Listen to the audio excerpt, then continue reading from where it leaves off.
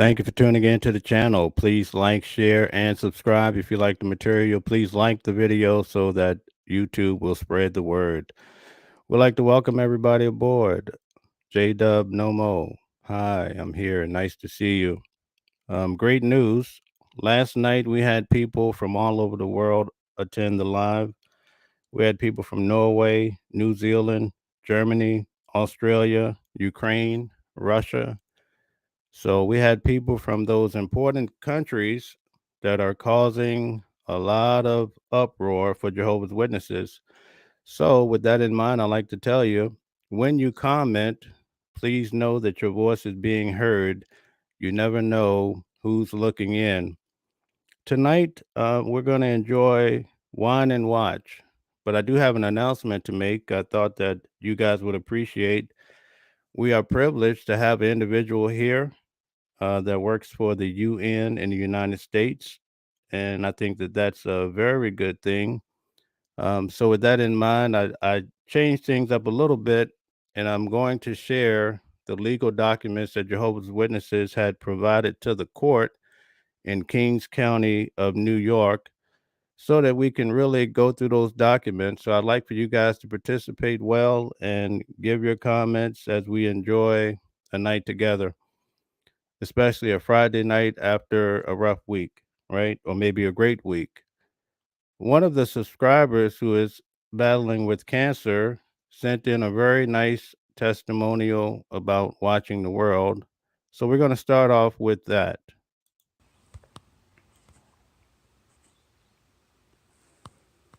After a bad, stressful, and nasty divorce from a Jehovah's Witness elder, I stopped attending their congregation meetings the early part of 2012. Not long after that, I was diagnosed with breast cancer. I was diagnosed with breast cancer approximately 12 years ago, around 2011. My first surgery was 2012. I wasn't fond of Western medicine, which is the traditional surgery, radiation, and chemo. After 3 surgeries, I knew I was making a mistake. So I started researching on what feeds cancer and what kills cancer, and I found out all about natural foods, natural herbs, and natural oils. The benefits are astronomical, but Big Pharma can't make money on these. So that's just what I did. I started only eating good quality foods, using organic natural herbs and oils. But the only downfall is that it is so expensive to eat clean. Fighting this alone, I survived 11 years without chemo, which is unheard of for stage 4 cancer patients. I would like to thank Watching the World, because if it wasn't for Watching the World, I would be destitute. We thank her so much for that very valuable testimony. You could tell it was very heartfelt. And isn't that amazing? She's been battling cancer for 11 years, stage 4, and she's been able to succeed in fighting. And we know that that's powerful. What a great story. I'm going to post her information so that if anyone would like to assist and support her in any way financially, you'll be able to do so. I'll post it on the comment area, the community area. Ladybug says hello. Thank you for all you do. And also, Alex says, watching the world, live video, awesome. And we have J Dub No Mo. So let's get right to it. We're going to move forward with the program. And you guys can tell us what you're drinking below. I Hopefully. noticed this article from yesterday, May 23rd, 2022. Jehovah's Witnesses run away. So, just to let you know what's happening here as a backdrop, this is a case where Jehovah's Witnesses sued a guy that was anonymous on YouTube. He went by the pseudonym Kevin McFree, had a lot of great videos, incredible videos. They sued him because they wanted to get his real name, but also in the development of the trial, guess who else came up? Lloyd Evans. You're going to see how Jehovah's Witnesses allegedly lied on behalf of Lloyd Evans. So pay close attention and let us hear from you in the comments. Away from bogus copyright claims after judge realizes they're just trying to intimidate critics.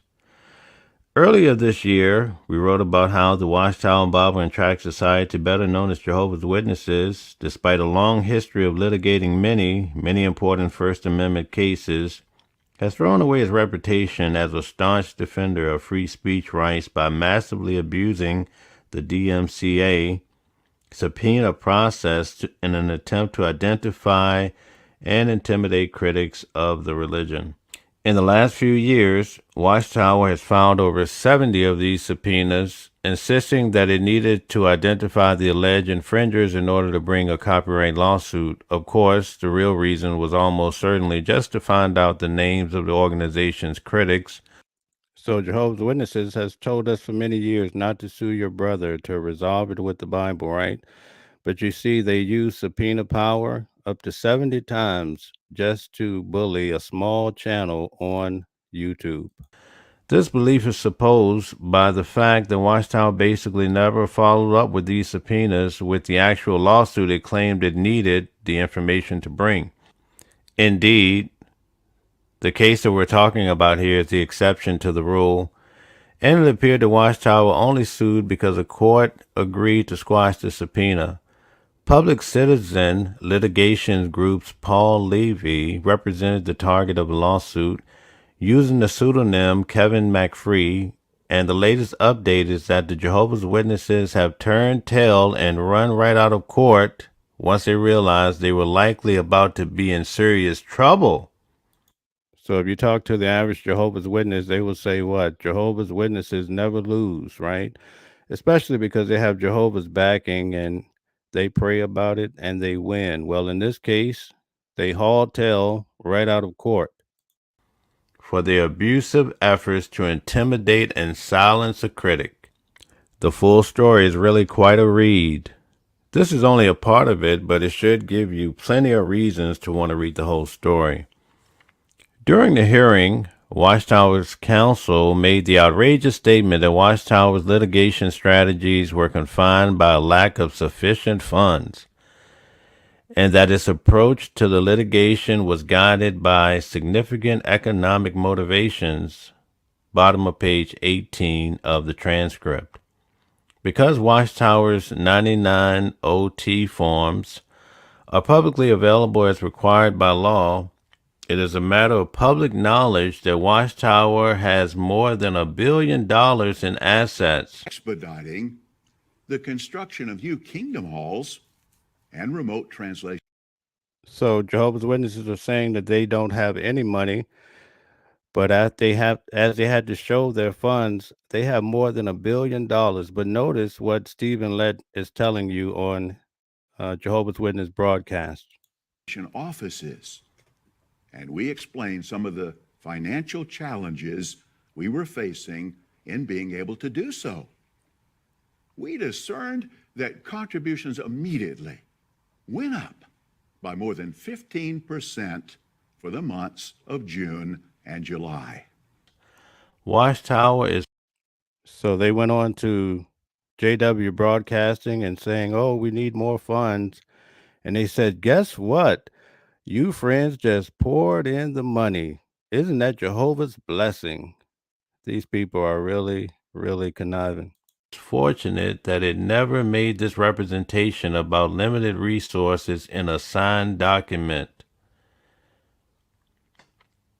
At our suggestion, the court asked the parties to agree on a briefing schedule for the planned motion to squash, but that proved not to be possible because Watchtower made clear that it was going to try to pursue discovery having nothing to do with the copyright claims. Rather, Watchtower told. So if they couldn't get Kevin McFree one way, they decided to go another. How ingenious. Us that it planned to use the infringement action to pursue the question of how McFree had obtained the previously unpublished videos. The Watchtower headquarters is a leaky sieve, and it wants to identify the leakers. So it's very apparent that Bethelites, active Bethelites, are sharing information with people on the outside. And that's what really frustrates Jehovah's Witnesses headquarters. Beyond that, there may have been a massive hack of Watchtower's computer system several years ago. Watchtower made clear that it was planning to seek discovery on those issues as part of its opposition to the planned motion to squash.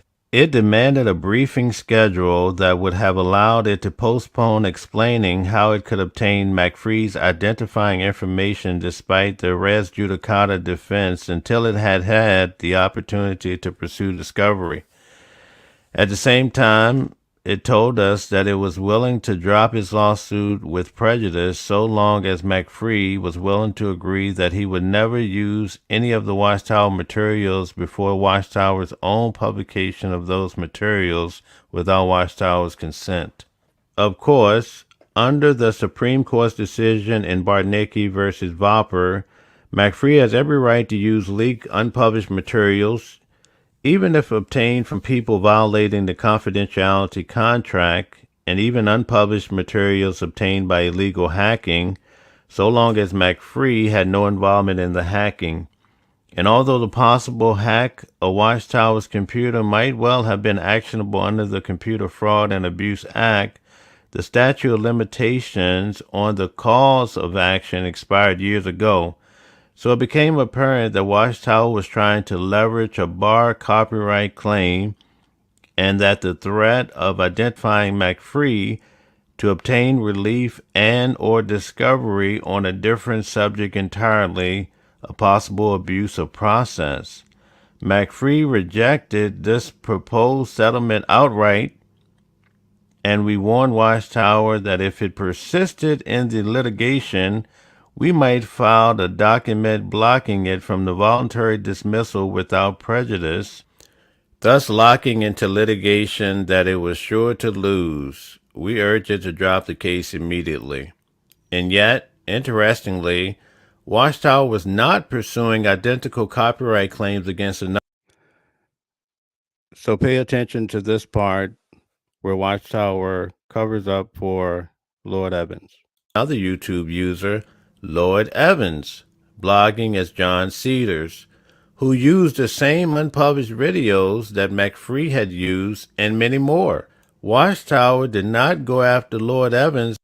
So Lord Evans was a much bigger channel than obviously Kevin McFree, but Watchtower did not bother to go after Lord Evans, who was using the pseudonym John Cedars, but they went after McFree. Check this out. Because it knew that he was not going to take any guff.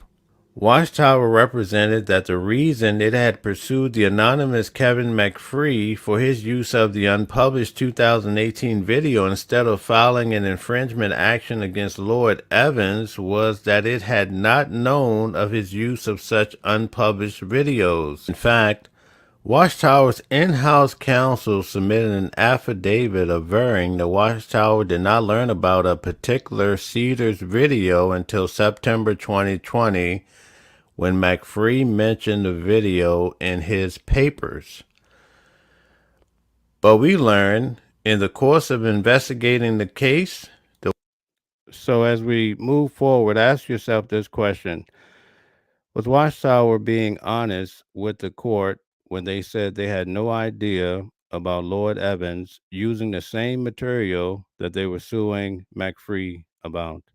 The Watchtower sent Evans a demand letter in 2018 pertaining to his use of the leaked and unpublished convention videos from that year. That letter cited the URL for Evans' YouTube channel and made clear that Watchtower was monitoring its content. It is hard to believe that Watchtower's assertion that it did not know until 2020 about Evans' use of the same material on which it's pursuing McFree. So what would happen if you were lying in a judicial committee and the brothers had information and they asked you a question? Could you say, well, I just didn't know, I didn't remember? Could you use any of those terms to try to wiggle out? Notice this.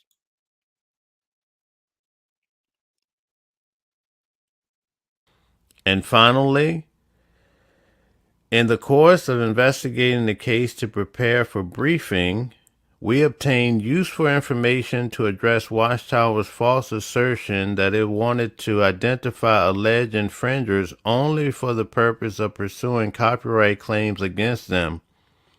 Watchtower succeeded in using a DMCLA subpoena, obtaining the identity of a previously identified blogger who specialized in attacking child abuse within the group, and Watchtower refusal to report abuse to local authorities. Shortly thereafter, it initiated disfellowship proceedings against him. It is quite possible that Watchtower did not need the information it obtained under the DMCA because the blogger's identifying information had become available elsewhere.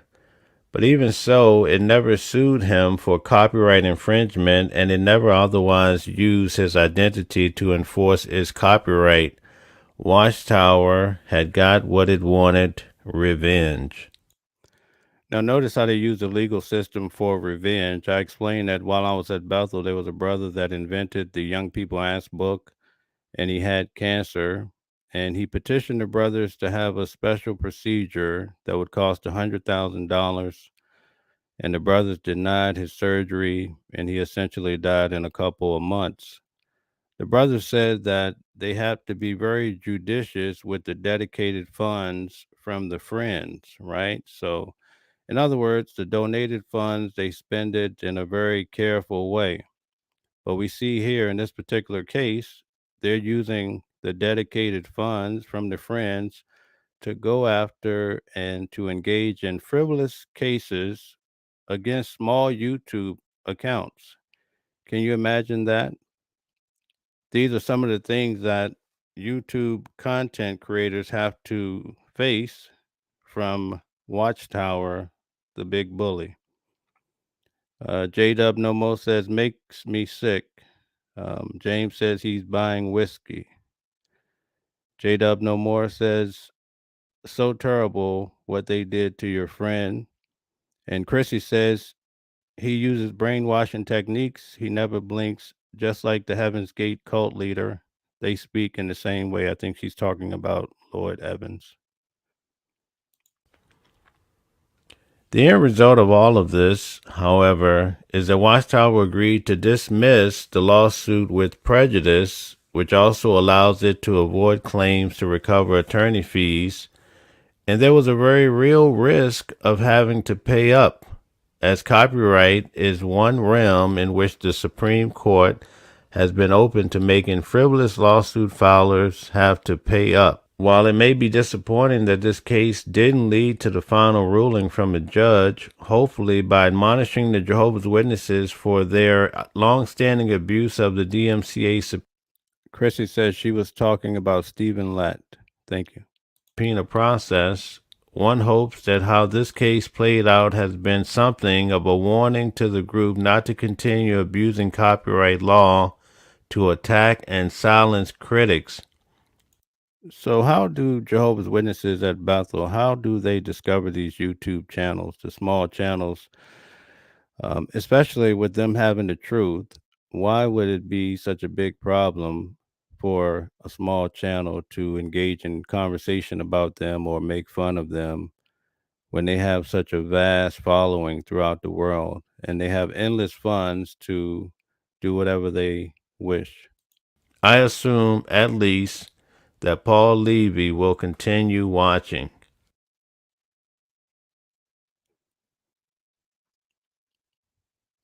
As an example, All right, so pay attention here. We're going to switch up and we're going to talk about the child abuse part of the Jehovah's Witness religion that you won't hear about on their website, jw.org.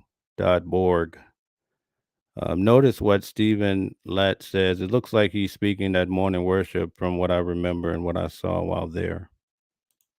think about the apostate-driven lies and dishonesties that Jehovah's organization is permissive toward pedophiles. I mean, that is ridiculous, isn't it?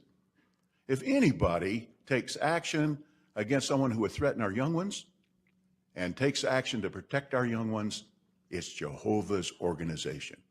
We reject outright such lies.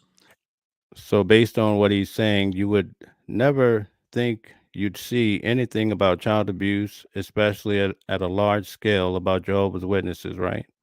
And in one of the dozen lawsuits I've been following, Watchtower supervisor Richard Ashe was asked if the organization has a responsibility to protect children from abuse.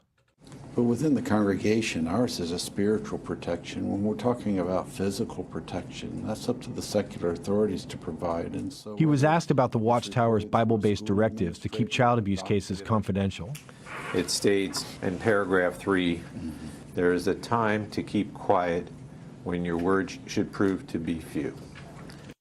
See how they use the Bible as a chisel to slant things the way they want? It's a time to stay quiet when it comes to talking about child abuse to the public.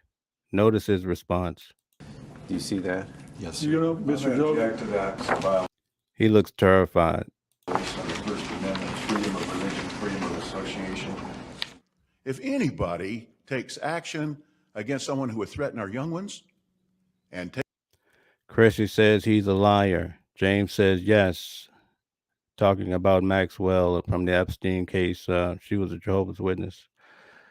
And also, they have not done anything to help children. Exactly right. takes action to protect our young ones, it's Jehovah's organization.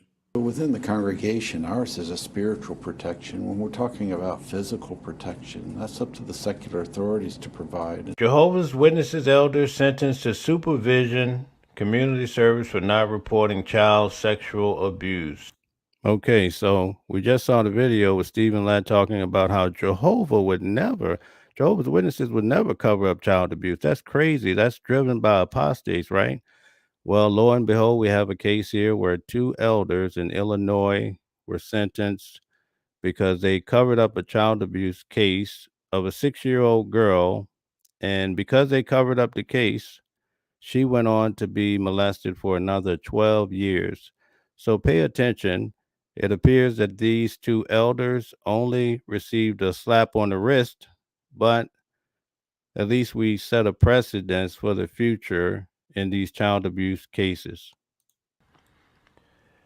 2 Jehovah's Witnesses elders were sentenced Friday to 1 year of court supervision, 10 hours of community service, and $250 in fines for failing to report that a congregant was So they received 10 hours of community service. Can you imagine that? sexually abusing a child. Michael Pinkeva, 72, and Colin Scott, 88, who have served as Jehovah's Witnesses for decades, each were found guilty March 18th of a Class A criminal misdemeanor charge of violating the Abused and Neglected Child Reporting Act. Their failure as mandated reporters to report the abuse in 2006 resulted in the child enduring sexual abuse for over 12 more years and 300 more times than she should have, Assistant State Attorney Asher Yoash said. He asked that the men be sentenced 12 days in the McHenry County Jail, which would represent. So this prosecuting attorney is asking for the judge to give these 2 men 12 days in jail, a day for a year that the poor girl was abused. In fact, it says that she was abused over that 12 years another 300 times at the hands of her own father, who was a member of the congregation. Represent 1 day for each of the 12 years of the girl continued to be sexually abused. He also asked that they serve 30 months of community service, pay $2,500 in fines, and be required to complete a mandated reporting program. Both men plan on appealing the convictions, the attorney said Friday. It is possible to act in good faith and still be wrong, says Pinkeva's attorney, Philip Prosnitz. He had no benefit in this. He did not aid the abuser. As pictured, Judge Mark Gerhart sentenced Michael Pinkeva and Colin Scott to 1 year of supervision, 10 hours of community service, and $250 fine during the sentence. Chrissy says that they should pay for her therapy. Alex says assure her seriously about Maxwell was a Jehovah's Witness.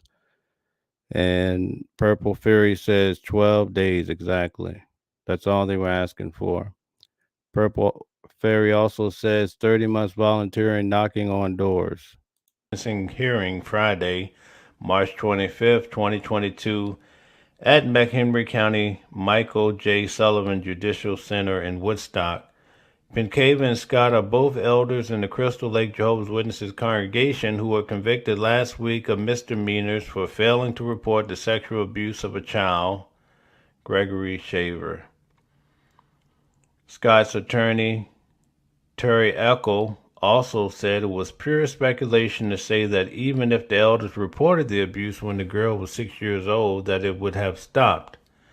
They said the mother also knew she was being abused and did not stop it or report it. You see how they put the blame on the mother, right? But we all know how the congregation work. And when the elders engage in any type of judgment, or if they come up with a standard in the congregation, the rank and file Jehovah's Witnesses always follow suit, or the brothers are going to apply pressure to you. So it's not just easy for the mother to follow suit or go to the authorities if the elders told her not to, or if they felt that they spoke to the Bethel brothers and they were encouraged not to go to the police. Before sentencing Friday, Pinkeva said he believed the advice he received from Jehovah's Witnesses World Headquarters in New York in 2006 that he was not required to report to the authorities statements about the child being sexually abused to be trustworthy and accurate. The allegations that Arturo... So Pinkeva was a school teacher for 35 years. So outside of the congregation, he knew what he was supposed to do in regards to the young girl in the congregation, but he chose to do nothing at all. Lillian says disgusting. Chrissy says it's a culture of compliance. Hernandez Pedreza, a congregant, was sexually abusing the child were instead handled by a judicial committee of 3 elders through prayer and spiritual guidance. So just to give you more background, according to what they said, Michael Pinkeva called to Bethel and he asked the brothers, hey, what should we do about this case in the congregation? Now, as brought out in court, he couldn't even remember who he spoke to. He just knew maybe perhaps he spoke to someone in the legal department or in the services department. And as it says here in this article, they encouraged him not to go to the police. This is from the headquarters of Jehovah's Witnesses. So Pinkeva, who had been an elder for many years, what do you think he did? Oh, yeah, he did nothing. He followed what an anonymous person, you might as well call him anonymous, sitting there at Bethel in a different state. Now he's in Illinois and he's asking a guy in New York what to do about a 6-year-old girl in the congregation, right? Remember, in the congregation, they call elders shepherds. So he's a shepherd in the congregation and he's letting a sheep be abused, a helpless 6-year-old, and he listens to the organization instead of doing the right thing, like Spike Lee said. The girl reported 12 years later to Pinkeva that the abuse never stopped, and he then took her to the Crystal Lake Police Department. So now the girl mustered up strength. I read somewhere where after she reported to the elders about her father abusing her, when she got home, the dad threatened her and the mother. So what do you expect a 6-year-old kid to do? But it says 12 years later, when she turned 18, now she went back to Pinkeva and he goes with her to the police then because now she's standing up for herself. You see the cowardly actions that the elders take. They cower at the feet of Watchtower. Hernandez Pedraza, 44, was convicted and sentenced to 45 years in prison in 2019. I had earnest trust and faith in God and the Judicial Committee, Pinkeva said. I never acted in bad faith. I truly believe I was following the law of Illinois. I am so sorry. Any suffering in this utterly sad situation. I never became a conspirator to cover up the abuse of a child. Pinkeva. You see how he's deceiving himself with false reasoning, and he puts himself, now he's playing the victim role when he was actually taking the lead and he could have saved a child. Remember now what Stephen Lett just said in that video. Jehovah's Witnesses would never cover up child abuse. You know how he sings and talks at the same time? Well, this is a shame. Shame on you, Stephen Lett. Statement Friday detailed his 45 years as Jehovah's Witness, 35 of those as an elder. He talked about his 35 years as a teacher at West Elementary School in Crystal Lake, where he safeguarded and considered his students as his family. Pinkeva previously wrote as a freelance columnist for the Northwest Herald. He said being a member of Jehovah's Witnesses and following the faith has taught him how to love and respect. Now, I just want to bring up, and I know we all have our own strategies, and now many are writing letters and doing all sorts of things. But as this day was approaching, there was a reason why I was encouraging everyone to write letters, reach out to this judge, because I knew that Jehovah's Witnesses were going to send brothers to that courthouse to represent for Pinkeva. And watch what they had the nerve to do. And has led You won't believe it. him on a path of being a good member of society. Scott, who attended the sentencing for his home via Zoom, also detailed his long history with Jehovah's Witnesses, which began at birth. He traveled to different states and to Colombia, supporting the faith and building kingdom halls. He described himself as a law-abiding citizen, loving father, grandfather, and husband of 66 years before his wife died in 2020. Jehovah's Witnesses is an excellent way of life led by principles in the Bible, Scott said. Jehovah's faith led me to be a faithful husband and father. I deeply regret any harm by my actions. Ashara says, they're all terrible. Let them all be judged by the Most High. Don't keep thinking like the Jehovah. They condemn and judge others. We don't have that right. We can read hearts. We can call them out. Exactly. Echo describes Scott as a good and decent man. Jenny says, ignorance of law is no excuse, no matter who you are. Great point. And a good, honest man. Pinkeva and Scott were both mandated reporters since 2002 and in a position of trust in the community and failed the child in not reporting the abuse, Yoash said. When you hear a child is being abused, you don't call legal. You do the right thing, Judge. He told McHenry County Judge Mark Gerhart. See, Jehovah's Witnesses, they teach that unless you know the truth, right? Unless you went through the Live Forever book and you know about the Reasoning book and you sing songs of praises, unless you have that lifestyle, you don't know how to do the right thing. Well, in this particular case, notice that the lawyer was encouraging the judge and everyone else to do the right thing, right? Isn't that something? Gerhart. He was a teacher for 35 years. He had been trained. He knew better. Yoash told the judge that a message needed to be sent to Jehovah's Witnesses that if it is not okay to not report child abuse. The elders, Yoash said, warned other congregants to not leave their children alone with Hernandez Pedraza, but did nothing to help the child or alert the community. Prosnitz said that although the attorneys in court have years of legal education in case law to refer to, Pinkeva had a moment to decide what to do, and he followed the advice of attorneys. For prosecutors to say that Pinkeva should have known what to do is arrogance on their part and a vast understatement, Prosnitz said. Eckel said there are people in the world who are criminals and they commit crimes. Then there are basic, decent, good people who may have committed a criminal act. He is an honorable member of society for almost 89 years, Eckel said of Scott. He is a hardworking man who supported his family, volunteers, and before the pandemic, visited sick church members in the hospital and in nursing homes.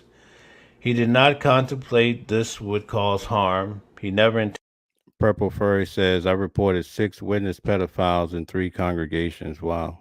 intended to violate the statute. In asking that Scott receive 6 months of court supervision and a fine, Eckel added that he has no question that Scott would today handle such a situation differently. He noted his age and health as a factor in not being sent to jail and said Scott became part of the judicial committee after the decision was made by Pinkeva not to report the abuse. So they're worried about their age and how old they are and going to jail, but they gave no thought to the 6-year-old girl. Scott, Eckel said, may have some blame in the situation, but is not exclusive in that blame. All right, so we covered that particular case, and now we have one other. This is the case of Deborah Hines here in New York. This is a new case. It's in the Supreme Court in the state of New York in Kings County. These documents were filed by Jehovah's Witnesses. These are real documents from Jehovah's Witnesses appealing in this particular case. You see, it's Watchtower Bible and Tract Society of New York, the governing body of Jehovah's Witnesses. Deborah Hines used to be a Bethelite, and people often ask me, they say, well, how is it possible for a young minor to be a Bethelite? Well, let me explain that to you. At Bethel, they have lawyers, doctors, videographers, people that are considered to be very important, people that actually went to college, right? Jehovah's Witnesses encourage the regular rank and file do not go to college, right? Or get limited education. Well, when they bring in these doctors and lawyers, usually these guys have a practice already and they're already making money.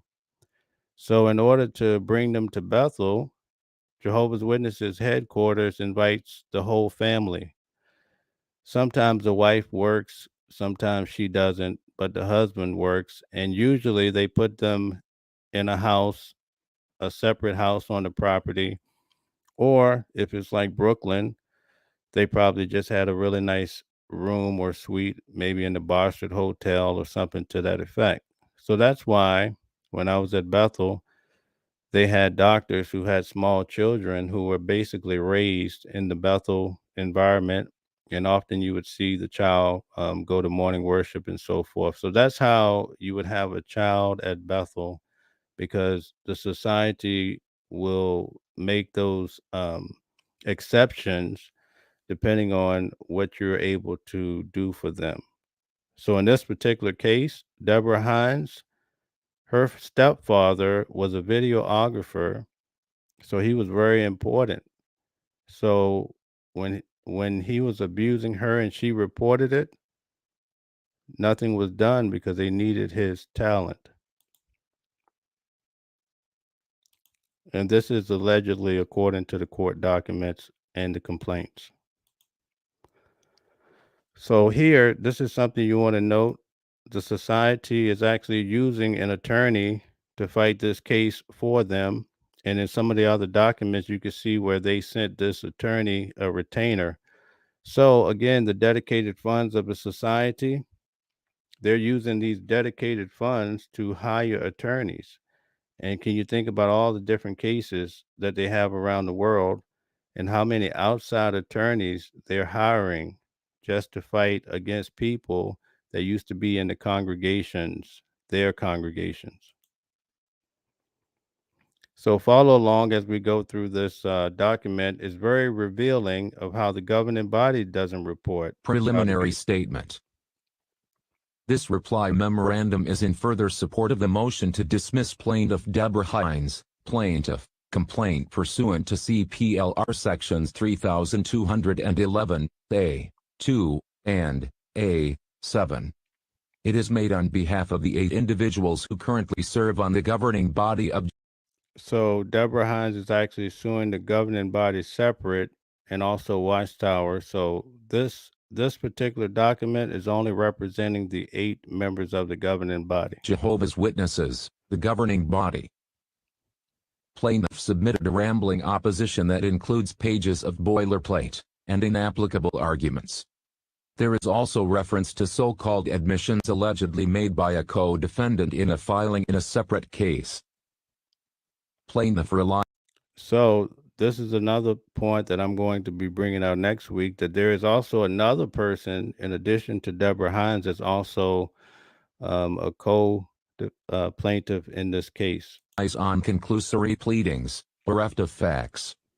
By contrast, almost no attention was paid to the fact that plaintiff's abuser, William Briggs, was her stepfather, and his contact with plaintiff was separate, and apart from any status or position that either plaintiff or her abuser, Briggs, had in the religion of Jehovah's Witnesses or their relationship to the governing body. As a matter of New York law, that issue alone disposes of the case against the governing body. So they're saying the case should be dismissed because, hey, listen, Deborah Hines and her stepfather, we had nothing to do with that. That had nothing to do with the religion, what he was doing to her. Can you imagine that? The governing body's motion to dismiss the complaint should be granted for multiple reasons, including that, 1. The governing body is not an unincorporated association or a jural entity that is capable of being sued. 2. So they're saying the governing body is not even capable of being sued. Plaintiff has not met the pleading requirements against an unincorporated association. 3. Plaintiff's claims sounding in negligence must be dismissed because no negligence is alleged against any current member of the governing body act. So now they're saying that the case should be dismissed because these things that happened in the past does not affect the current governing body members. In a capacity as a member of the governing body.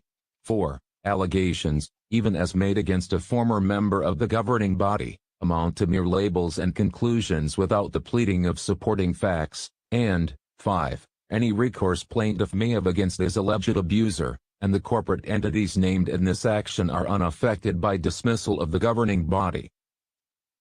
As there are no factual allegations of wrongdoing against the current members of the governing body in their capacity as members of the governing body, the punitive damage allegations fail as well, as a matter of law.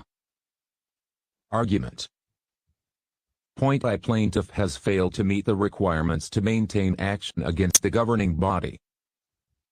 Plaintiff has failed to meet its burden to establish that the governing body is a jural entity amenable to suit. In her complaint, plaintiff alleges that the governing body was and is a business entity or religious entity of unknown status. Compel at 7.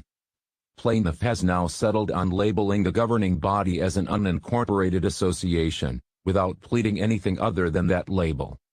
Even if the governing body were an unincorporated association, and it is not, the documents submitted by plaintiff establish that the governing body has a purely ecumenical function, and civil courts may not entertain claims that inquire into religious determination. In addition, plaintiff has failed to meet the stringent requirements for maintaining an action against an unincorporated association. Accordingly, the complaint against the governing body must be dismissed. So they want the case dismissed. How sad. They're not concerned about the poor sister that used to be serving at Bethel, working and supporting the society. A. The governing body is not a jural entity amenable to suit. Plaintiff claims, in conclusory fashion, that the governing body plainly exists as an entity. Plaintiff's response in opposition to defendant governing body of Jehovah's Witnesses motion to dismiss, dated March 25, 2022, NYSEF Doc 17, Place Op. At 8. Relying on an organizational chart, and a letter describing the structure of the Jehovah's Witness religion, plaintiff argues that the governing body exists as an entity because it allegedly sits atop or controls defendant Watchtower Bible and Tract Society of New York, Incorporated. Watchtower, .1 C Place Op. at 8 to 9. However, even if true, a group of managers or an unincorporated division of a corporation has no independent legal existence. See for example Sheldon versus Kimber. So they're saying the governing body does not have a legal existence. It's almost like they're invisible. Clark Corporation 111 ad. 2D 912, 2D Dep 1985, affirming dismissal of complaint against Division of Defendant Corporation because it was not a jural entity amendable to suit in its own right. Tropia versus Tishman Conster Corporation 2016 NY. Misk. Lexus 448, Sup. Court. New York T 2016 denying plaintiff's motion for leave to amend complaint to add a department within defendant corporation as a defendant because department was not a distinct legal entity, Justinian capital SPCV. West LBAG, NY. Branch, 37 Misk 3D 500. So you notice they're citing all these other cases to show their particular points. Notice how they're going to use the Catholic Church. 18, Sup. Court. New York T 2012. Granting defendant's motion to dismiss where named entity was merely a division or group of asset managers, and not a legal entity. Even assuming that the governing body has control over secular rather than ecumenical functions of the corporate entities, and it does not, it is not a proper party to the lawsuit without a pleaded basis for disregarding corporate formalities, a showing not even attempted by plaintiff in her opposition. In her opposition, plaintiff relies on the supposed admissions contained in the Watchtower materials submitted by plaintiff support, rather than rebut the governing body's position that it is not a legal entity amenable to suit.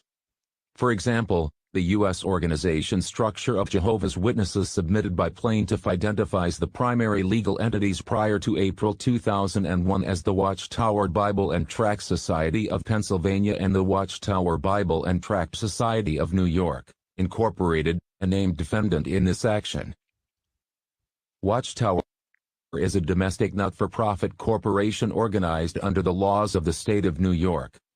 See Corporation and Business Entity Database for the New York State Department of State Division of Corporations. Affirmation of Erwin M. Zalkin, Esquire, dated March 25, If you try to explain to one of the older sisters in the congregation all this jargon about Jehovah's Witnesses being a non-for-profit corporation and all the various corporations that they wouldn't have a clue. All they would know is what they hear from the Watchtower. It's just like what I experienced before I went to Bethel. And when I went to Bethel, I used the Watchtower, what I read previous to going, as my bar to interact with people there. And then when I put them up against the measure, I realized that it was a great contradiction to what was in the Watchtower. So most of your average Jehovah's Witnesses wouldn't believe if you were explaining this document to them. But it's very important that they get a chance to see it. 2022, Zalkin F. X. At 23, NICEF Doc 19. After April 2001, the primary legal entities also include the Christian Congregation of Jehovah's Witnesses, the Religious Order of Jehovah's Witnesses, and the Kingdom Support Services. So you see all these different corporations they have. Like, for instance, when I showed you the video yesterday, on the side of the vehicles that they drive down the road, you see Kingdom Support Services, right? As a Bethelite, I would receive, actually, I have so many here on my desk. If it was a letter involving my working relationship with Jehovah's Witnesses, because they are a religious order, the letter would say, this is from the religious order of Jehovah's Witnesses as expressed here, right? But if it's a letter just saying, hey, eat your beans, eat healthy, enjoy your life at Bethel, serve God, be joyful, keep your heart proud, make Jehovah rejoice, then those letters would say Bethel family, New York, Bethel family, something like that. All of that is for legal purposes. They have these corporations as protection. So the letters that go out to the congregations would say the Congregation of Jehovah's Witnesses. So it's a well-oiled machine. Pleaded. At 24. The materials identify the governing body as part of the primary theocratic structure. Okay, so here we have here's the structure of the Jehovah's Witnesses organization. These are all the guys that are at the top. At the very top, you have the governing body, right? And then you have the various committees that were implemented, including the Branch Committee of the United States. And what's so interesting about that, I think I counted there were 39 men, only 4 of them are black. So when I left Bethel, there were 3. So at least they increased and they have 1 now, 1 extra. They're up to 4. But the rest of it, it's, well, I don't have to tell you. But look at it. Look at this is their structure. So you could come back and look at this. This is their official structure that they presented in court. It's the breakdown of the organization, and they show you what it used to be, I think, prior to like maybe 98, something to that effect. And it also gives you the structure of how the organization is ran now. And definitely no women included in this whole structure here.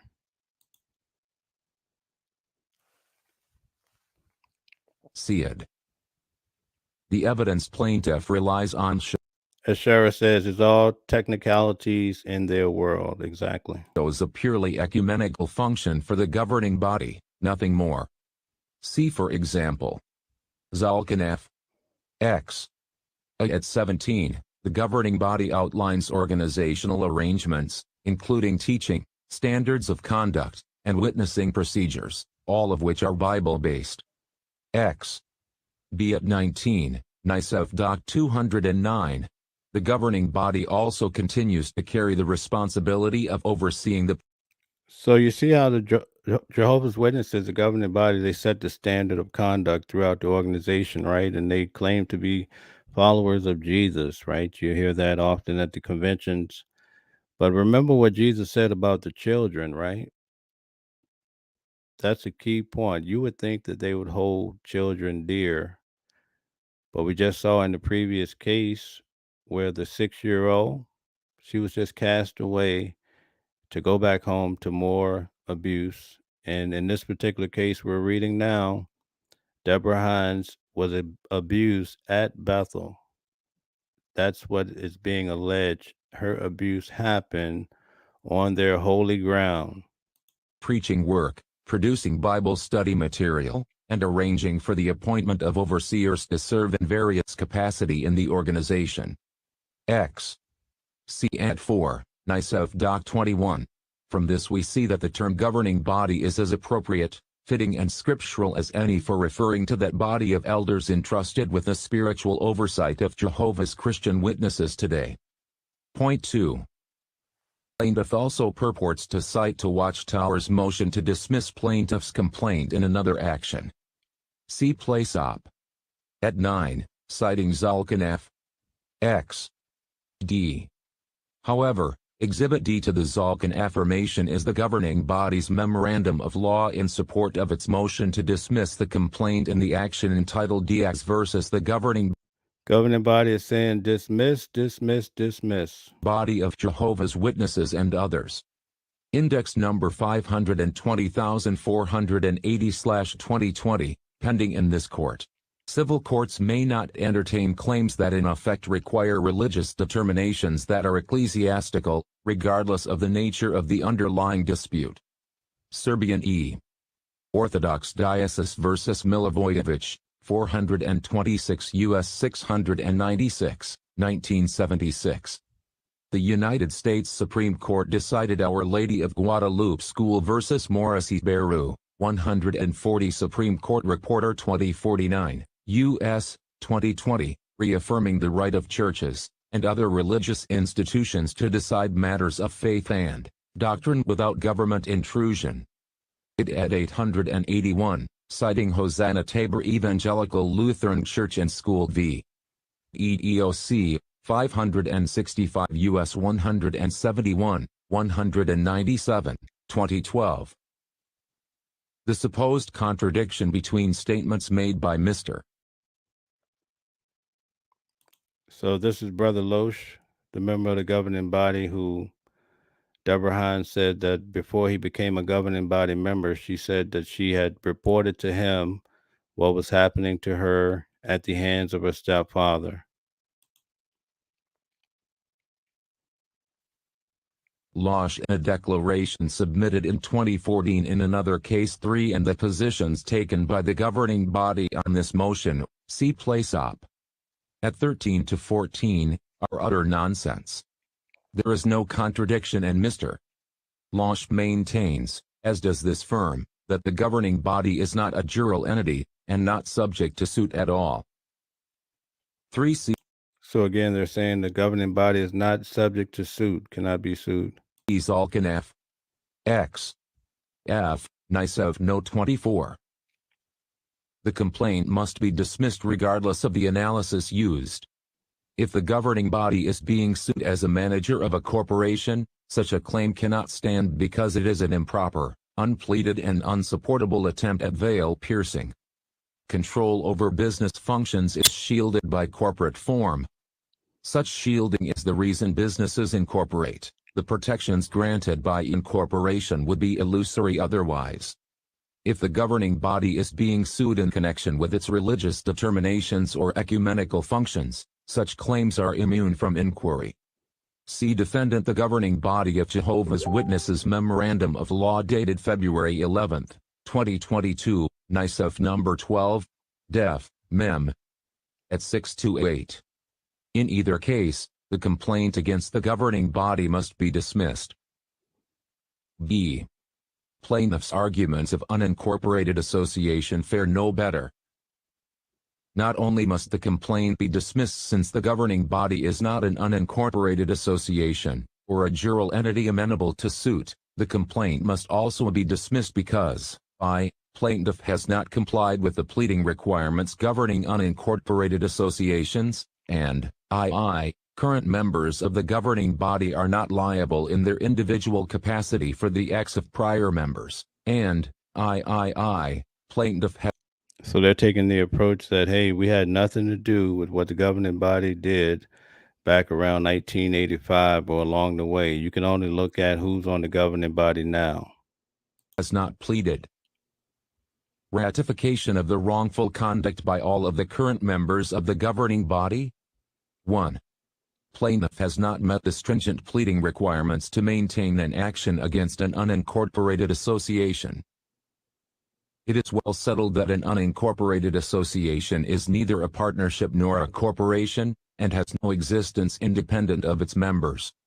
Martin v. Curran, 303 NY 276, 280, 1951.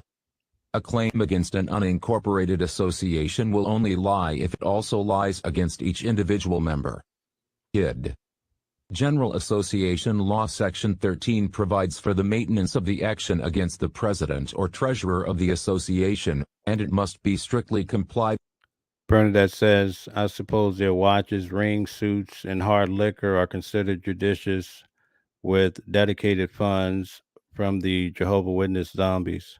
With Keynes vs. Prudential Inns. Company 8 Miss 2D 789, Sup. Court. Queens D. 1957. Internal citation omitted. If plaintiff believes the governing body is an unincorporated association, then plaintiff must comply with the stringent pleading requirements for maintaining an action against an unincorporated association. Hostin vs. Best. 34 Ad.3D 143, 159, 1st Dep 2006. Plaintiff speciously claims that the rule that an unincorporated association has no existence independent of its members is inapposite on a motion to dismiss. Place Op. At 9. Plaintiff ignores the controlling authorities that unequivocally state that a complaint against an incorporated association is subject to dismissal where a plaintiff fails to plead that all members of an unincorporated association authorized or ratified the alleged wrongful conduct. Here plaintiff makes a factual pleading as to one current member, not all, and for non-tortious conduct that long predates his service on the governing body, including the Court of Appeals decision in Martin v. Curran, 303 NY 276, 1951. See Def. Mem at 10-12. Plaintiffs' reliance on Palladino v. CNY Central, Incorporated 23 NY.3D 140, 2014, is misplaced. 4 in. Notice all the cases that they're referencing go back to 1950, 1975. Palladino, the Court of. Plaintiff also misleadingly leaves out the beginning of the sentence and the quoted language from Palladino in the parenthetical, which refers to the discussion distinguishing New York as being in the small minority of states that requires that a complaint allege that all members of an unincorporated association ratified the conduct at issue. See Palladino, 23 NY.3D at 140. Louisiana Swamp says, I hope they never bother Kevin McFree again. It seems it went on for years. Exactly. They used dedicated funds for years to fight a frivolous court case. 9. Additionally, by that they lost. And many jurisdictions, by statute or decisional law, many kinds of associations are now treated as jural entities, distinct from their members in the same way that a corporation is distinct from its stockholders. Appeals affirmed the lower court's dismissal of a complaint for failure to allege that the conduct of the unincorporated association ratified by all members of the unincorporated association. See it. Plaintiff, in desperation, cites to a recent decision from another New York court that denied the governing body's motion to dismiss a complaint against it. See Place Op. At 10, citing Zalkin F. X. So they're citing another case involving the governing body that happened in New York recently. So there's tons of cases. That's why there's been ads out from Jehovah's Witnesses trying to hire attorneys. There's so many cases. G. NICEF Doc 25. However, in that case, the court improperly shifted the burden to the defense to prove, when it had not been pleaded by plaintiff, that the governing body was not a legal entity. How one proves a negative, particularly on a motion to dismiss, eludes us, and, in any event, is not defendant's burden. This court is not bound to repeat the error of another court. In any event, Plaintiff Hines has not pleaded the status of the governing body. Even assuming the governing body is an unincorporated association, there is plainly no basis to join the current governing body of the Jehovah's Witness religion as a defendant for plaintiff's sexual abuse by her stepfather, Briggs, in the 1980s when none of them were serving as a member of the governing body. 2. The current individual members of the governing body are not liable for the alleged actions of past members. Plaintiff claims that New York law permits a later iteration of an unincorporated association to be sued for prior acts by a different group of members. Place Op. At 11. Plaintiff is wrong. The only case cited by plaintiff, Rankin v. Killian, 190 Misc 26, Sup. Court. New York T. 1947, is a 3-paragraph lower court decision that is over 70 years old. In Rankin, the sole issue was whether the Democratic National Committee, DNC, an unincorporated association, could be held liable for debt incurred under an agreement entered into by former officers of the unincorporated association. Rankin does not address the liability of an individual member of an unincorporated association for ratification of tortious acts allegedly committed by others decades earlier. Rather, the court simply held that an unincorporated association may be liable for debts, contractual obligations expressly undertaken by the unincorporated organization, despite fluctuating membership. Obviously, a debt owed by the DNC in the 1940s is a question of contract law, and has nothing whatsoever to do with the law of tort, or questions of ratification, presented by this case. Rankin is wholly irrelevant, and plaintiff's failure to cite to any pertinent case law speaks volumes. Plaintiff also argues that the CVA revived claims against the governing body because of the continual nature of the governing body. Place Op. At 11. Plaintiff cites to no authority for this argument. even if the governing body was an unincorporated association, and plaintiff has not pleaded that it is. The rule in Martin is that lawsuits against association officers are limited to cases where the individual liability of every single member can be alleged and proven. Martin, 303 NY at 282. The members of the governing body in the 1980s, when the sexual abuse took place, are not the same individuals that currently serve on the governing body. The only allegation as to any current members of the governing body involve Mr. Losh, Compel at 175-76. However, Mr. Losh was not on the governing body at that time plaintiff reported the abuse to him, nor are there any allegations that Mr. Losh did anything tortious. Indeed, no abuse in the forum is claimed after Mr. Losh was told. There are also 7 other members of the governing body against whom no factual allegations, causal or otherwise, are lodged. Plaintiff contends that dismissal of the governing body would yield the absurd result of allowing otherwise culpable entities to shield themselves from liability simply by changing leadership. Play stop. At 11. That argument is bogus and need not distract this court. Corporate existence means that a change of CEO, treasurer or any officer, director, shareholder, or employee does not alter a plaintiff's rights against the corporation. Plaintiff, assuming corporate responsibility can be demonstrated, has a remedy against the corporate entities. She does not have a remedy against the current members of the governing body, none of whom are alleged to have done anything wrong. Dismissal of the governing body will not in any way reduce or limit plaintiff's ability to recover on her claims, if proven. So based on their logic, the things that the governing body do today, or decisions, let's say they make about blood, if something goes wrong, they're saying 40 years from now, the new governing body members had nothing to do with the decisions made today. Although maybe it affected your life adversely on a small level, they wouldn't be taking responsibility for what happened to you. Isn't that something? What plaintiff wants is to be able to have an unpleaded and unsupportable remedy of veil piercing, and, on top of that, apply it against persons with no possible nexus to the wrong decades after the alleged tortious acts in question. That effort cannot be countenanced. 5 On the one hand, plaintiff argues that, for pleading purposes, the current individuals that serve on the governing body should be treated as an unincorporated association. Yet, on the other hand, plaintiff argues that, for liability purposes, the current individual members of the governing body should be treated as a corporation, vicariously liable for conclusorily pleaded wrongs committed by members of the governing body of decades past.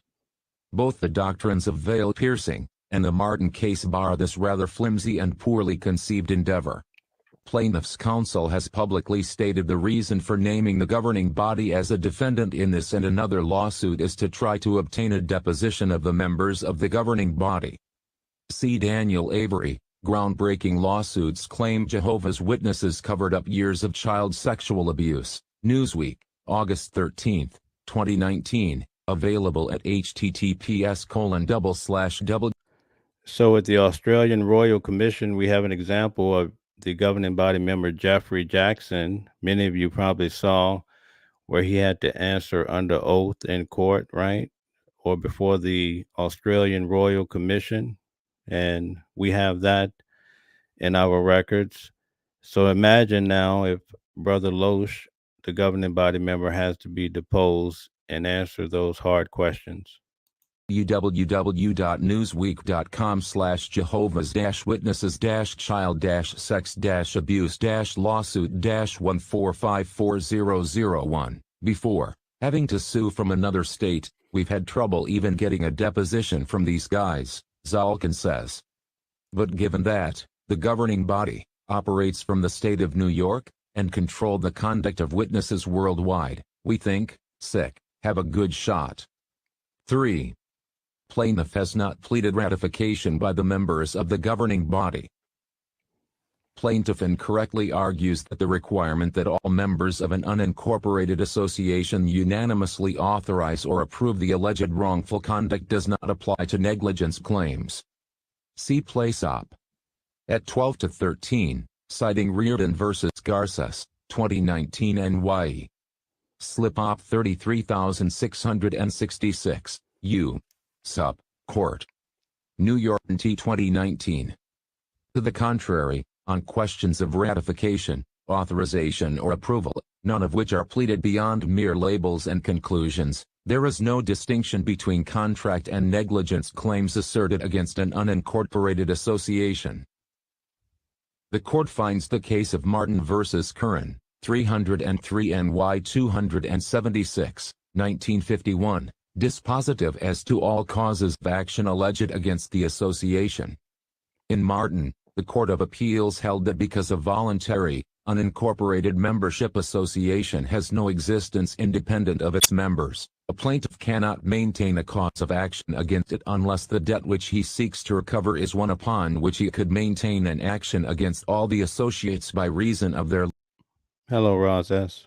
liability therefore, either jointly or severally, id. At 281, quoting McCabe v. Goodfellow, 133 NY 89, 92, 1892. In her reply papers, the plaintiff concedes that Martin controls as to her claims sounding in breach of contract, but not as to her remaining claims sounding in negligence. Contrary to the plaintiff's contentions, the Martin decision makes no distinction between contract and negligence claims. Indeed, the decision itself explicitly states that the line of consistent precedent on this holding beginning with McCabe v. Goodfellow, supra, includes not only contract but tort cases. Interpreting General Associations Law Section 13, the Court of Appeals elaborated, for better or worse, wisely or otherwise, the legislature has limited such suits against association officers, whether for breaches of agreements or for tortious wrongs, to cases where the individual liability of every single member can be alleged and proven. Martin v. Curran, supra at 282.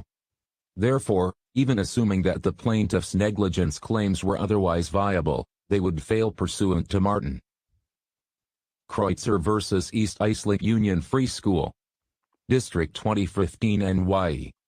Slip Op 32322, Sup. Court Suffolk D 2015. Accord Scopo v. Laborers International Union of N. M number 11 CV 3991, 2103 U.S. District. Lexus 31061, EDNY March 6, 2013.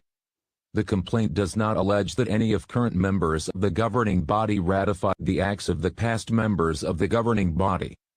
Plaintiff does not explain how one can ratify conduct many decades after the alleged wrong. To the extent plaintiff asserts negligence, those claims are aimed at the former members of the governing body, not the current members of the governing body. Yet the complaint does not contain a single factual allegation of negligence or ratification against any former members of the governing body, or the current member of the governing body, for that matter. Accordingly, plaintiff's argument that the current 8 individuals that comprise the governing body may be held individually liable for the alleged conduct of past members should be rejected.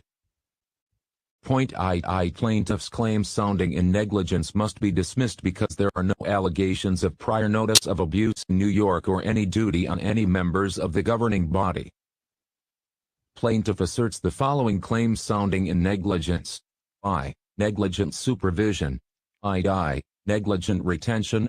III. Negligent undertaking. A. Negligent failure to train. V. Negligent failure to provide a safe and secure environment and, vi. Negligence. For each of their negligence claims, plaintiff attempts to treat the governing body as a corporation, vicariously liable for conclusorily pleaded wrongs committed by members of the governing body of decades past. As demonstrated in Section 1.b.2, supra, both the doctrines of veil piercing, and the Martin case bar plaintiff's claims. The alleged negligent conduct alleged is against one former member of the governing body. Even as alleged against a former member of the governing body, the allegations are conclusory. Plaintiff's negligence claims should also be dismissed because plaintiff does not plead any facts to support a claim for negligence as against the current members of the governing body. C. Martin, 303 NY at 281, t. Liability to be enforced in any such suit, in which association officers are named as representative defendants, is still that of the individual members as individuals.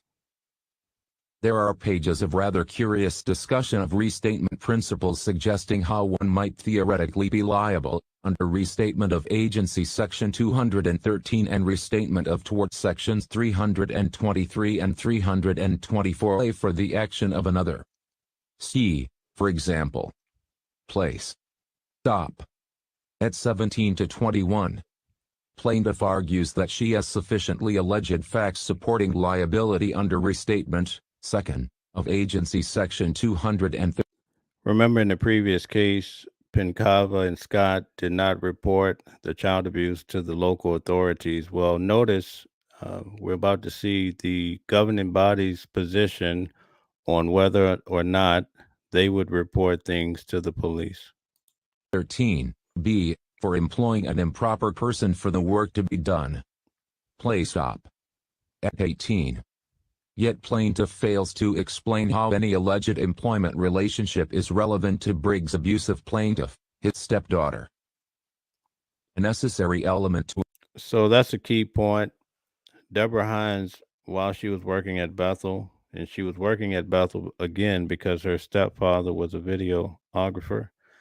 So they had her operating the elevator. So that was her job. So here they're saying, well, what does that have to do with her working relationship at Bethel with the fact that her stepfather was abusing her?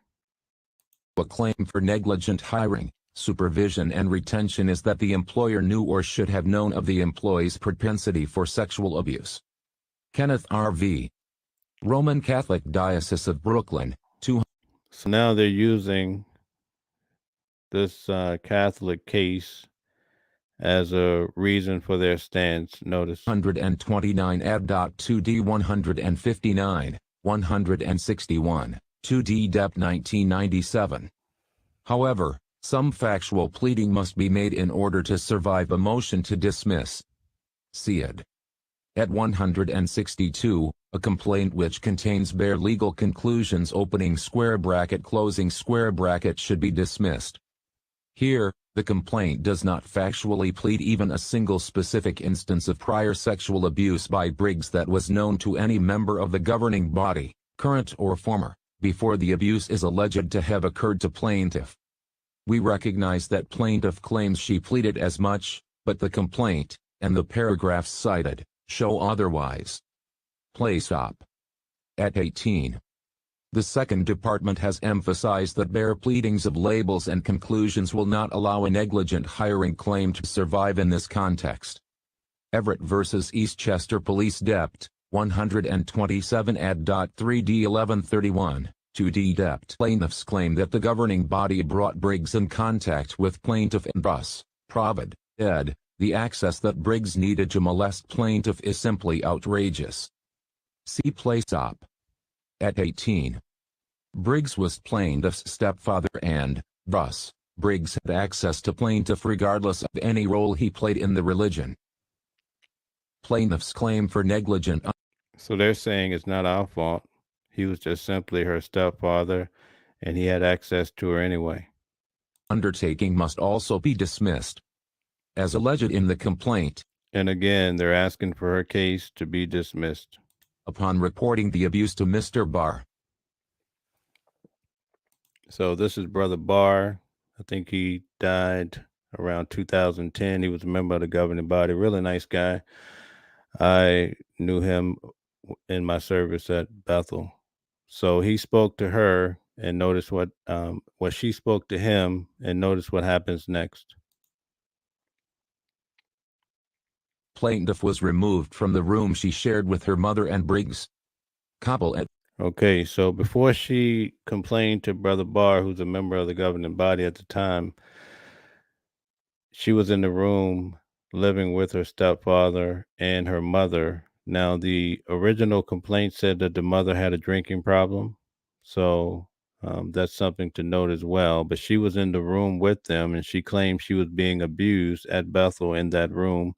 She complained to Brother Barr as one of the people. She, in the original complaint, she said she complained to many people, her work overseer, allegedly. And now, after speaking to Brother Barr, he moves her out of the room to a different location. 170, 172. There are no allegations that any further abuse took place in New York, or that any member of the governing body, past or present, was a mandated reporter, obliged to report an allegation of sexual abuse to law enforcement. To the extent plain. Did you hear that? There's no proof that the governing body were supposed to be mandated reporters. Did you catch that? What an excuse. Plaintiff suggests that the governing body is liable for abuse by Briggs at Plaintiff's home in Arizona. That argument must be rejected. CEFV. Diocese of Brooklyn, 2020 NY. Slip Op 32651, U. Sup. Court.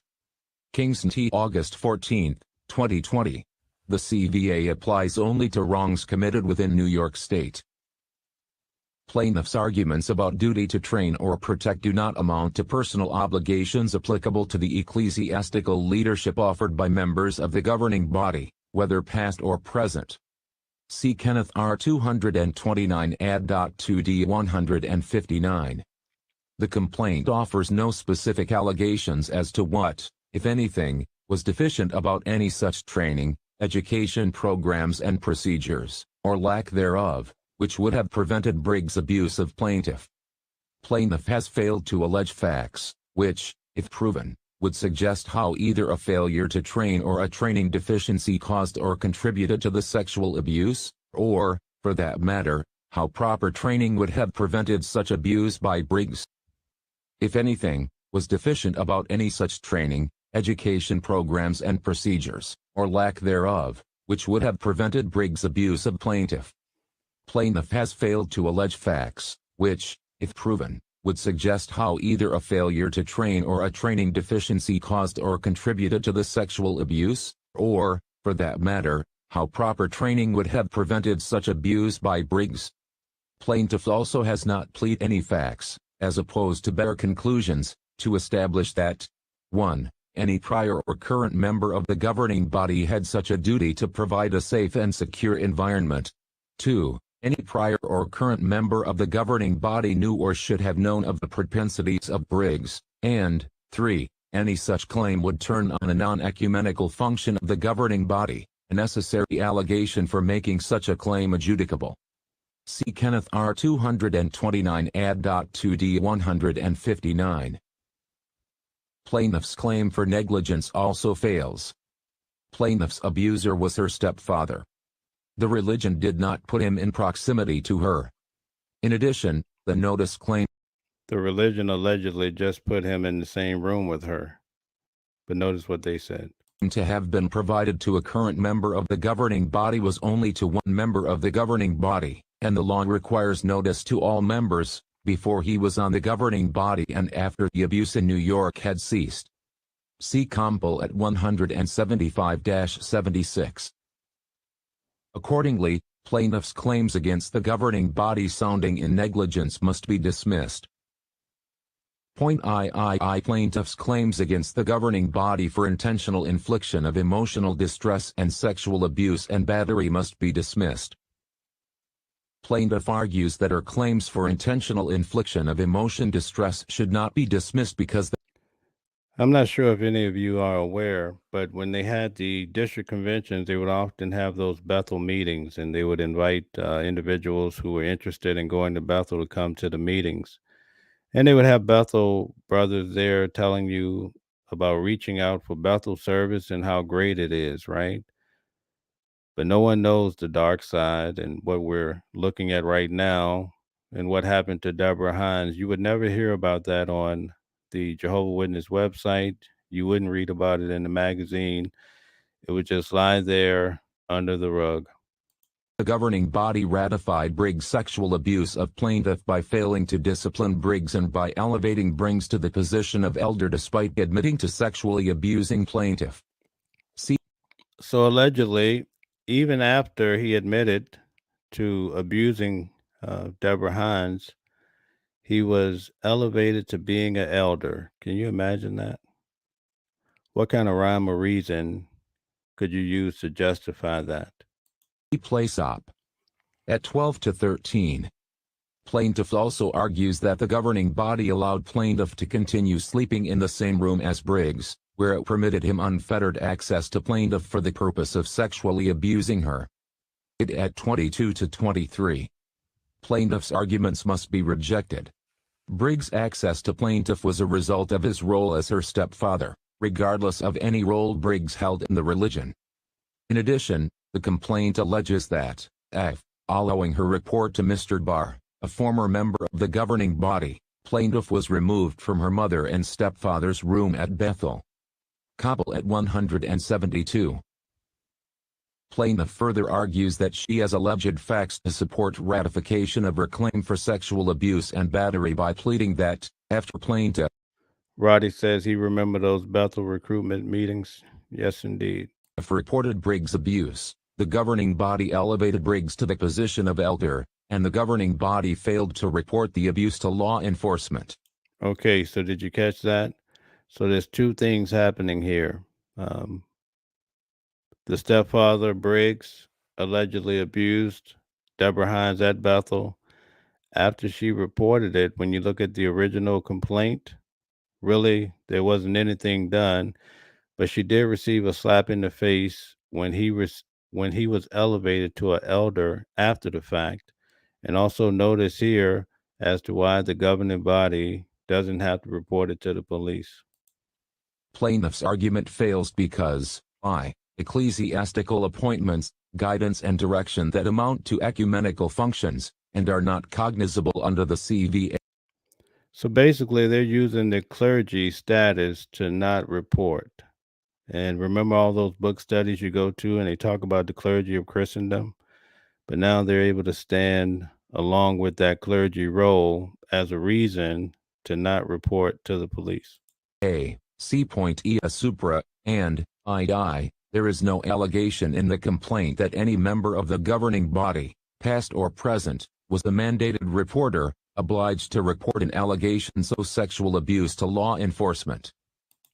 So you mean to tell me you have to use the standards of Caesar or of man to influence your decision making, that you would be able to do the right thing and go in to report to the police what happened to a young Jehovah's Witness girl, a young sister?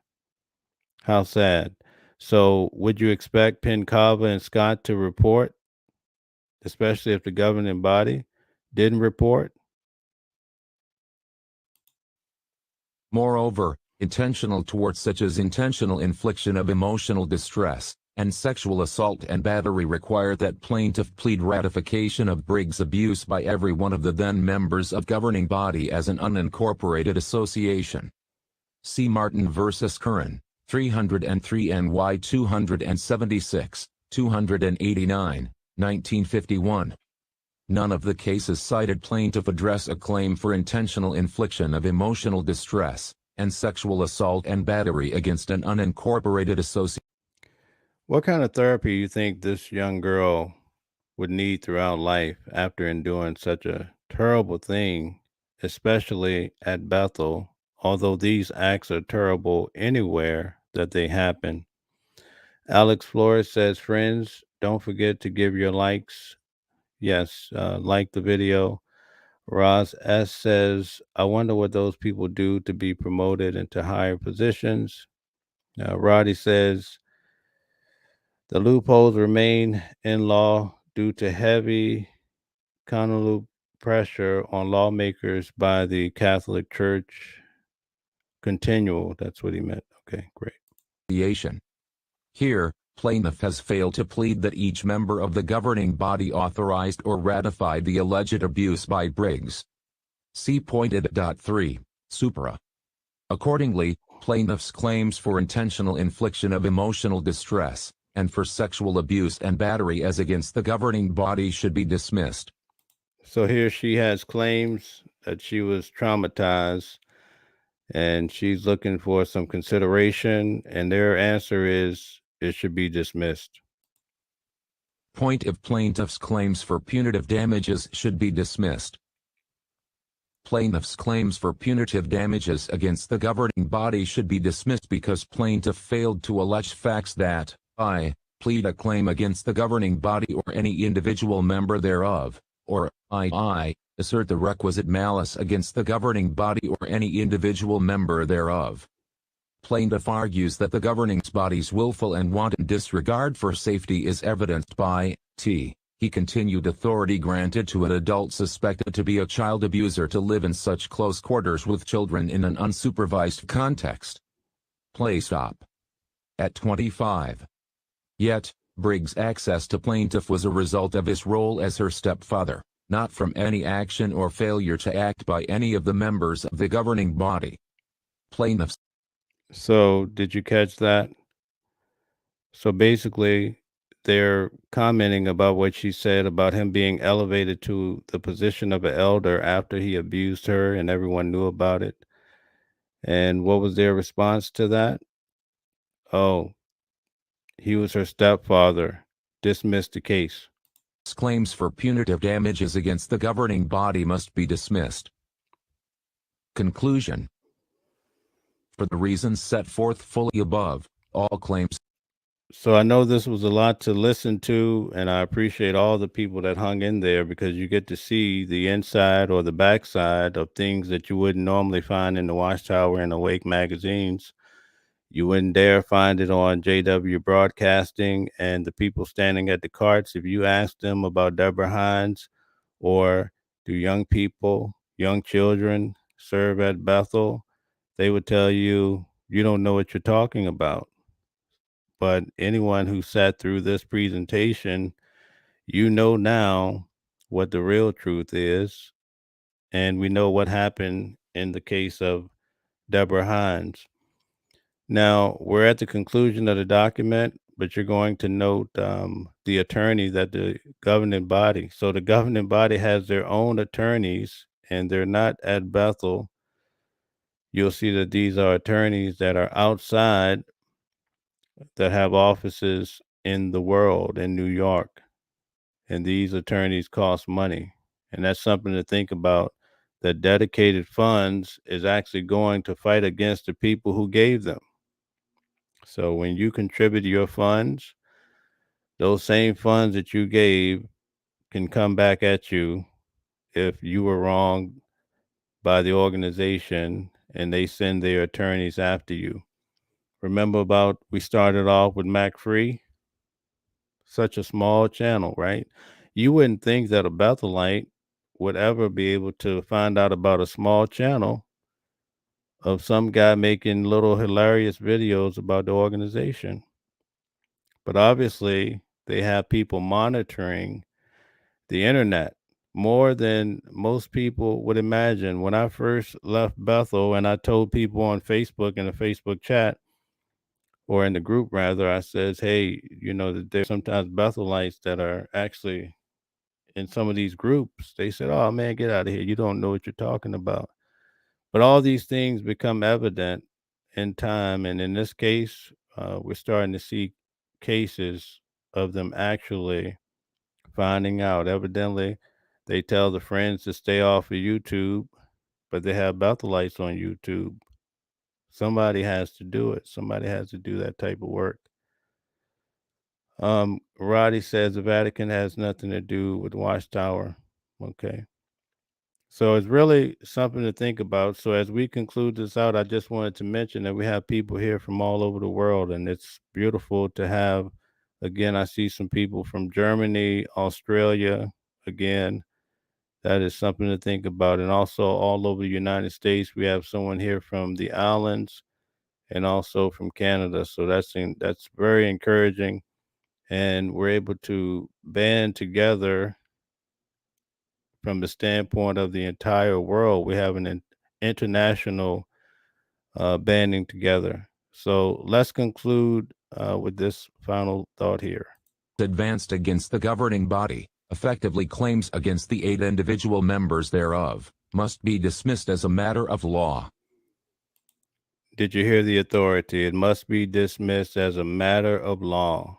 So even though we've seen what happened to Deborah Hines, we know the final thoughts of the governing body, or at least what's being represented by their attorneys. Dated. New York, New York. April 12, 2022. Respectfully submitted. SCHNADER Harrison Siegel and Lewis LLP. By /S/ Carl J. Scherf. Carl J. Scherf. Cynthia A. Murray. 140 Broadway, Suite 3100. New York, New York, 10005-1101. Telephone, 212-973-8000. Attorneys for defendant. The governing body of Jehovah's Witnesses. Did you ever think that you would see the attorneys for the governing body of Jehovah's Witnesses? Probably when you were a Jehovah's Witness, you wouldn't think that the governing body needed attorneys, right? Because you'd sit there in the meetings just trying to focus on how you would come up with your next comment, or perhaps you were focused on your next talk. At Bethel, they have you working so much, and then after you work a long day, sometimes you work overtime, and then they have you out there picking blueberries and grapes and apples sometimes after work. And then you have a meeting night, and oftentimes you have to drive an hour just to go to your congregation.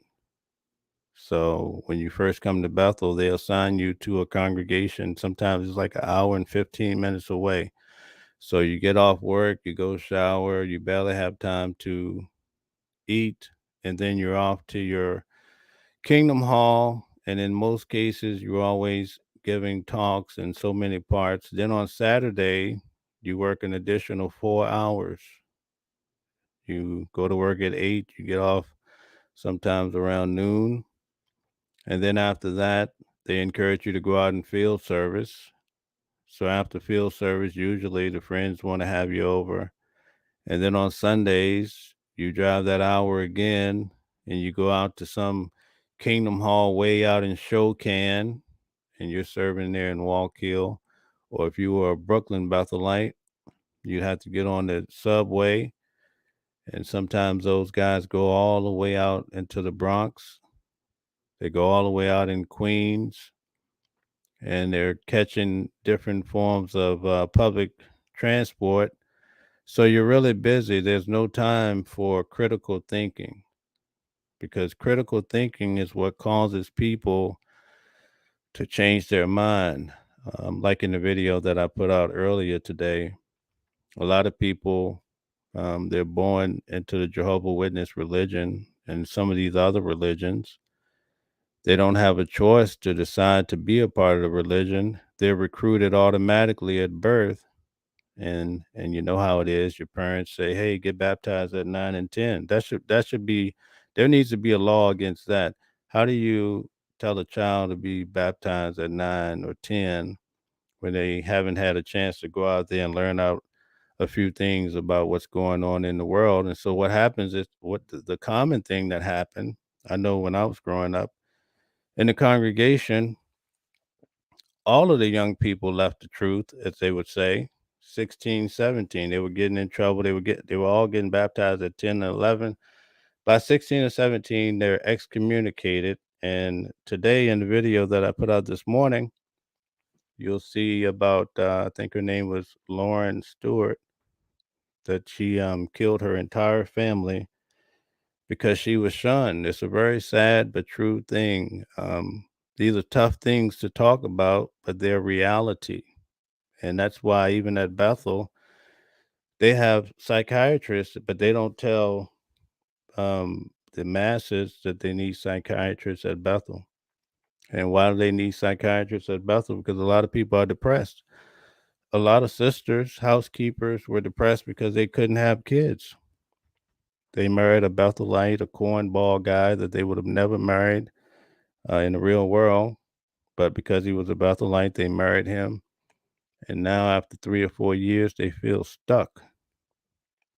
And they're at Bethel and they don't want to leave because if you leave, you lose that clout. And we see why people strive for clout these days, right? Everybody wants a little clout.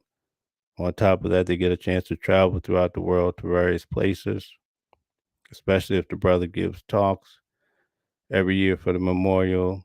They get to travel out all over the world to give talks in these different countries and different congregations. Imagine if the friends fly you out to California.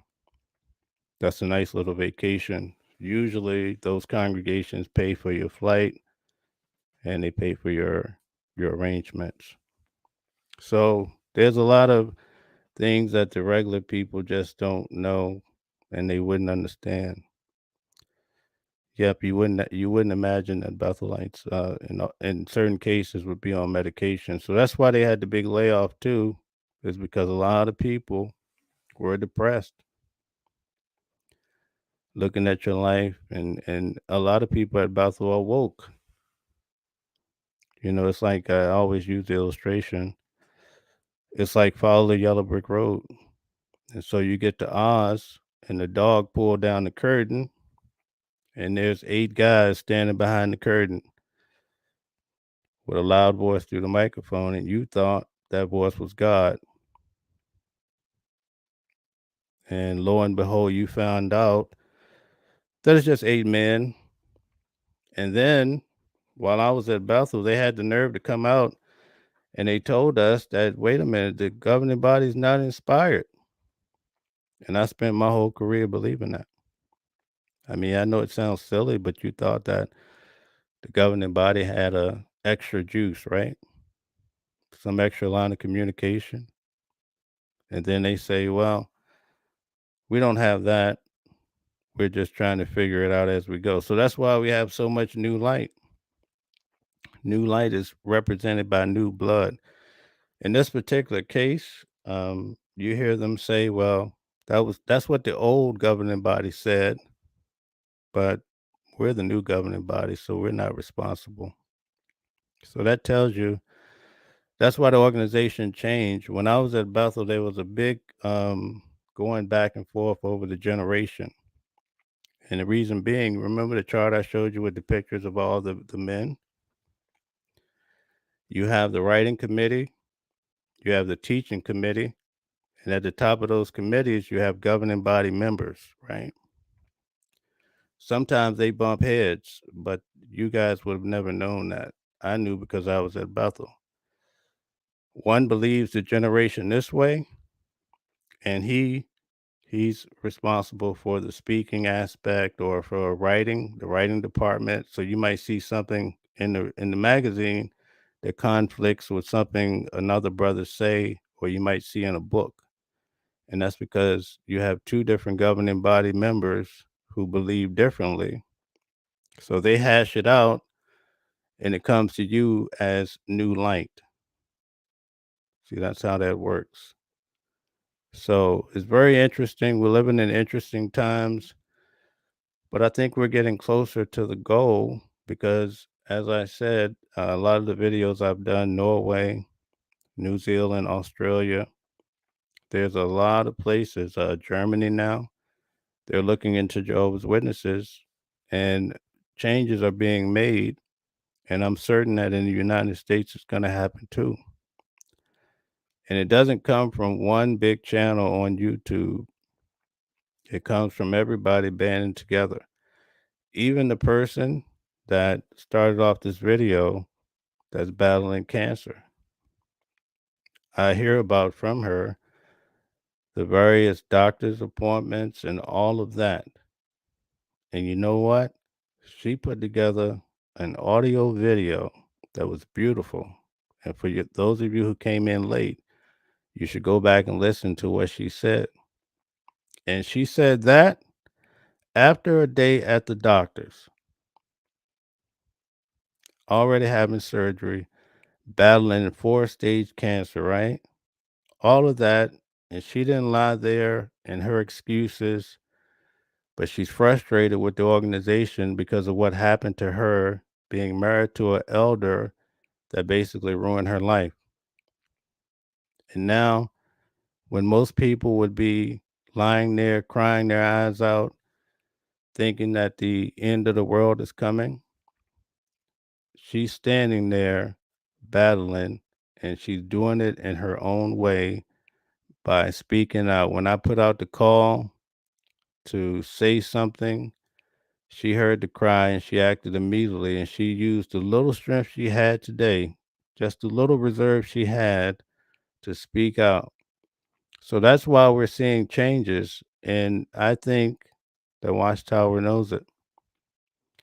And when I spoke up at that meeting the other week, they were not expecting an ex-Bethelite to come up there and tell the local community, right? They did not expect a Bethelite, but that was there for 10 years to say, look, this organization has a problem with child abuse, and it's terrible.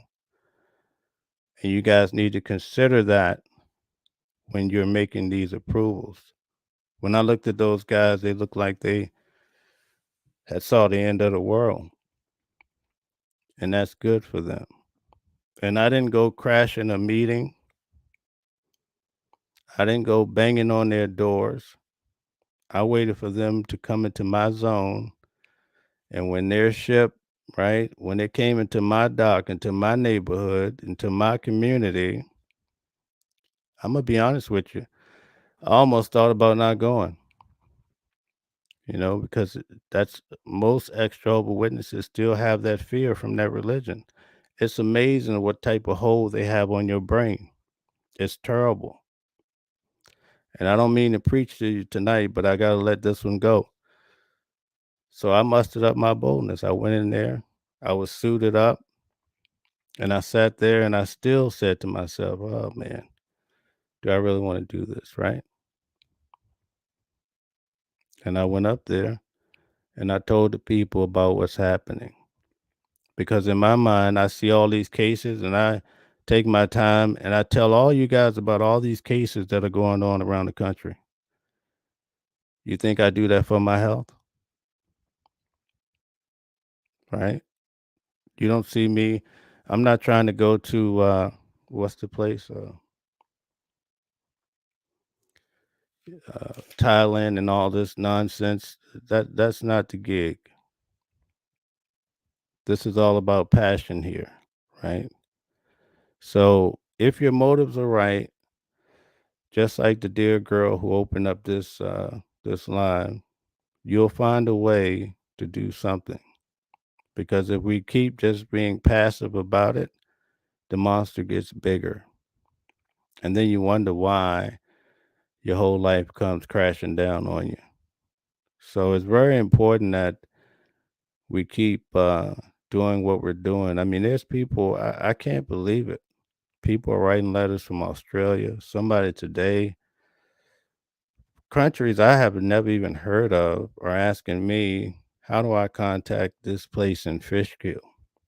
They didn't even know Fishkill existed, but they heard about it.